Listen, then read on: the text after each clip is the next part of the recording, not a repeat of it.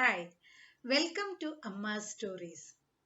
Today's story is from Tripura, and the story or the folk tale is about two sisters. Let's call them Devi and Vidya because every time to say elder sister and younger sister is difficult for me. So, Devi and Vidya, they were married into the same village. Devi was married into a poor household, but Vidya was married to a rich man. And naturally, had a very comfortable life. Devi, on the other hand, had many mouths to feed, and her husband did not earn that much.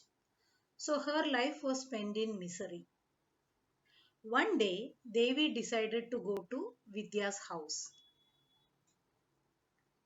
Now, when Devi reached Vidya's house, Vidya, even though she was rich, she gave a little rice and a small piece of pumpkin to Devi and said, "You can cook these as a meal for your children." So Devi was happy. But Devi said, "Vidya, you have given me little rice and pumpkin, and I think this will provide some food for my children. But I want to help you. So, what help can I do for you?" Vidya thought for a while. What task shall she give? And then she said, "Oh, sister, as you have asked, take lice from my head." So Devi sat down and started looking for lice in Vidya's head. But Vidya's head did not have any lice. So Devi could not find any lice, and she said so. So Vidya just combed her hair, and one lice fell from her head. So she turned to Devi and said, "Arey, you liar! You said that there are no lice on my head, but I could find one lice. Go away now." So Devi took the rice and the small pumpkin, but Vidya angrily took the rice and the pumpkin back and said, "Now you go away, you wretched thing," and drove her away through the back door of the house. Because she thought if she drives away Devi through the front door, it will bring bad luck to her family.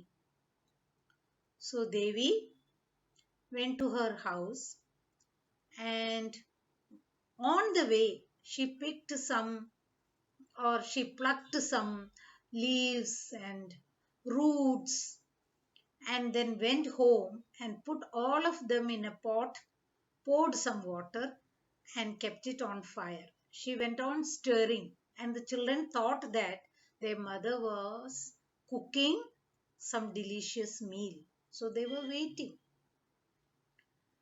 Now Devi was feeling dejected. She just sat near the pot and she fell asleep, maybe because of the hunger. And in her sleep, God appeared, and God said, "You are leading a life of misery. Do not worry. I have turned all the leaves and the roots that you have plucked from the roadside into gold. Open your eyes and see. And from now onwards, you will be leading a life of happiness and richness." Devi, with a cry, got up, and she couldn't believe her eyes. The pot was full of gold. Her hut had turned into a new and nice house. and she was wearing rich clothes. Her children were wearing ornaments. She couldn't believe her luck and she thanked God so much. Now Devi was living a life of richness and happiness, and Vidya heard about it. So she invited Devi once again to her house. But Devi said, "You come to my house first. Because when I was poor, you invited me so many times to your house. So come."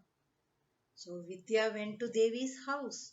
Vidya went in a maybe on a horse carriage with all her ornaments and rich clothes. But when she went to Devi's house, what did she see there? She saw that Devi had changed. Devi's house had changed. Devi's children had changed. And there were lots and lots of things to eat. They were all so rich and happy, richer than herself. Vidya couldn't believe. So she immediately invited Devi to her house and said, "Dear sister, you should come to my house now because now we are equals." And as decided or as invited, Devi went to Vidya's house. Vidya served her so many dishes in golden plates. She offered the best of fruits. There were so many servants to serve Devi. The whole scenario had changed, and Devi thanked Vidya for all her hospitality. But then Devi said, "I shall go through the back door and I'm not going to eat any of your dishes."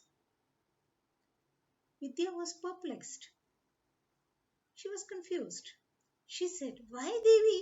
Why are you not eating my dishes? Are they not tasty? Have I done any mistake?" Then Devi said, "Yes, Vidya, you have done a grave mistake. When I was poor, you never showed any hospitality to me. And now, when I became rich, you are treating me as your equal. So, how can I eat your dishes? You are only concerned with money. And when you drove me back home, remember that day? When you drove me back, you didn't allow me to go through the front door. You said, go through the back door, otherwise, my family will suffer. So, I'm going through the back door today without eating anything from your house." And Devi went away. Vidya was sorry, but what was the use? So, this story tells us that you have to win people's hearts.